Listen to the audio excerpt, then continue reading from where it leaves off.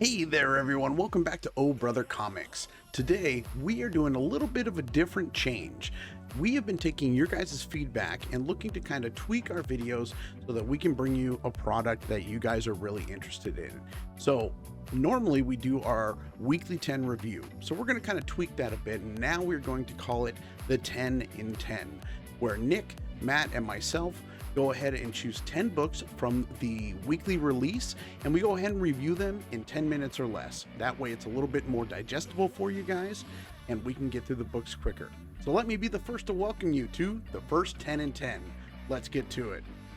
For our first book, we went with Star Wars High Republic Adventures number 6. It's written by Daniel Jose Older and artist by Harvey Tolibao. Hopefully I pronounced that correctly. Sorry if I didn't. In this issue, we see that the Jedi are headed to the Hutt homeworld to try and finalize the peace treaty that Abar Kriss has kind of started with the Hutt clans in order to fight against the Den Greer, which is their common enemy. This book does kind of progress the story a little bit. It wasn't really huge in progression, but it was a nice filler book. I rated this one a 3.5 out of 5. Solid book, but looking forward to the next.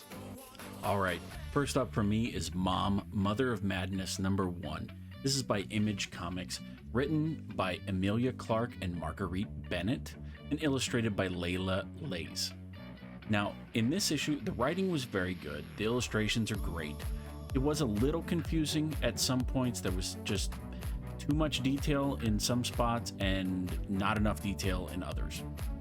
The story itself is very original, and I really liked the setup and how the main character got her powers. It's completely different than what's been done before. And I would definitely like to see more cohesion in the story going forward, because this issue did feel a little disjointed. With that being said, I thought it was a very solid book. I'm really enjoying the story. So with this one, I rated it a 3 out of 5. All right, the next book I'm going to be talking about is Star Wars Darth Vader number 14, obviously by Marvel. The writer is Greg Pak and the artist is Raphael Lenko. It's a very informative book. We get a lot of backstory on Administrator Moore and her role in this bounty hunter story. We learn how Vader becomes involved in just generally everyone's interactions. I'm enjoying learning about Moore, honestly.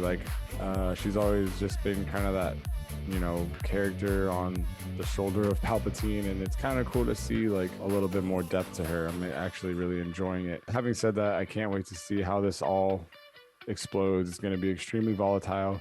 I'm going to give this a very impatient 3.4. This book really has me stoked on how the bounty hunter story is going to conclude. So definitely looking forward to that. For our next book, we went with Trailer Park Boys Get a Fucking Comic Book. It has a bunch of different writers and artists. Now, this book is really what I've been looking for some new content from the Trailer Park Boys. I've always loved the show, and this is like reading a bunch of different episodes. There are a bunch of little self-contained storylines that follow Julian, Ricky, Bubbles. You have Randy in there. You have Mr. Leahy. I mean, everything from the Sunnyvale antics that you get from the show. Guys, if you were a fan, pick it up. You won't be disappointed. It's a lot of fun. Up next for me is Dark Blood number 1. This is a 6-issue limited series by Boom Studios, written by Latoya Morgan and illustrated by Walt Barna. The visuals in this issue are amazing. I really enjoyed the art style and the dark feeling and just the overall dark tone. The story itself is very short, but it was very interesting and it really pulls you in.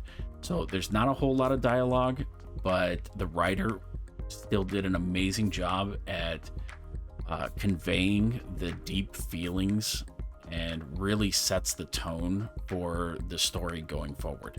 So I'm really looking forward to picking up the next issue. And there's not really much else to say because there wasn't a whole lot of detail in this one, but it definitely makes you want to continue reading. So this was my pick of the week this week, and I rated it at a 3.8 out of 5. Next book I'm going to talk about is Moon Knight number 1 by Marvel. This book is completely epic. I was hooked right from the beginning.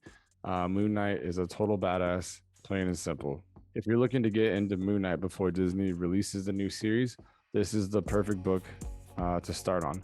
It totally recaps Moon Knight, everything about his character. It touches on everything. And I mean, like every Easter egg possible, from vampires to werewolves to Khonshu and more. We get like all this stuff in the book. I was gonna read it, trying to hope for some hints, some clues to what we're gonna be getting on Disney. But it's just a little bit of everything. Interestingly enough, though, there was nothing said about Randall Spector. That's who I think is going to be the dude to look out for, just talking about spec books and things like that. But there was nothing about him in this book. But I'm not really holding a lot of weight to that. What we do get is a very ominous villain. And then we get another character named Hunter's Moon, who is the left hand of Khonshu. This book is action-packed. It has substance. The art is beautiful and perfect for the whole vibe of Moon Knight. There's a quote that just stuck with me. It says, "A priest at odds with his god." And I think that's just what this run is going to be.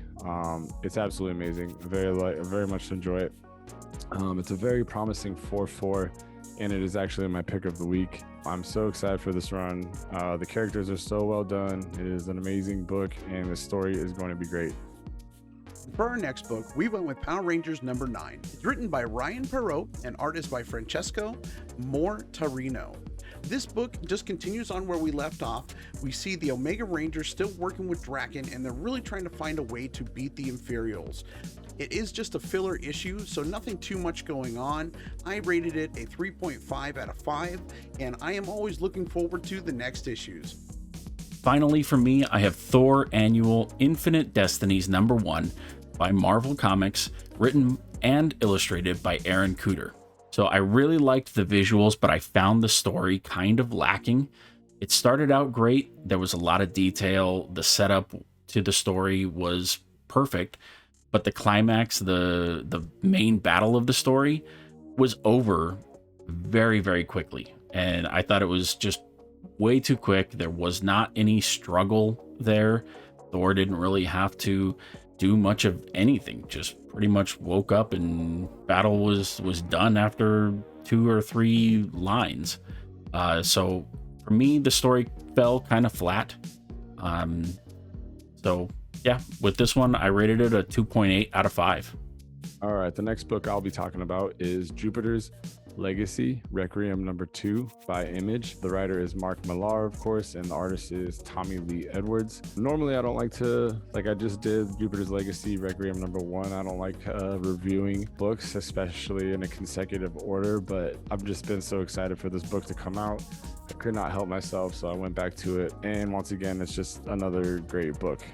So this issue totally builds up all the new characters and villains. By new characters, I mean the offspring of Chloe and Hutch, of course.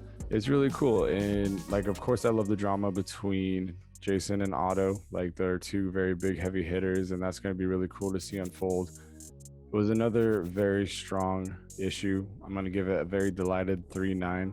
I still have so much anticipation for this run, and I am loving the story. I'm loving the characters. I'm loving the art. It's just a very well-rounded book. It's really absolutely great. Pick it up. And to round out our picks with number 10, we went with Star Wars War of the Bounty Hunters, Jabba the Hutt number 1. Now, this does tie in with the Star Wars War of the Bounty Hunters event that is going on. This book is written by Justina Ireland and art is by Luca Pizzari. And to mention, it is the first appearance of Deva Lompop. She is a pretty sweet assassin, or bounty hunter in this case, and you really get to see her in action in this book. Guys, this book was actually a lot of fun. I know we've said that the Star Wars books have been kind of dull lately. This one definitely picks up. I am really interested in seeing where Jabba is now invited to the Crimson Dawn's event. I mean, we're seeing that Crimson Dawn is really master planning this whole event, and Jabba is tired of all the stuff that's going on with Han, and he's playing right into it. Pick it up. This book is really starting to take off. I'm hoping that we get a great climax for this story, because it's all starting to come together. Pick it up, guys. It's a good book. I rated it 4 out of 5 awards today.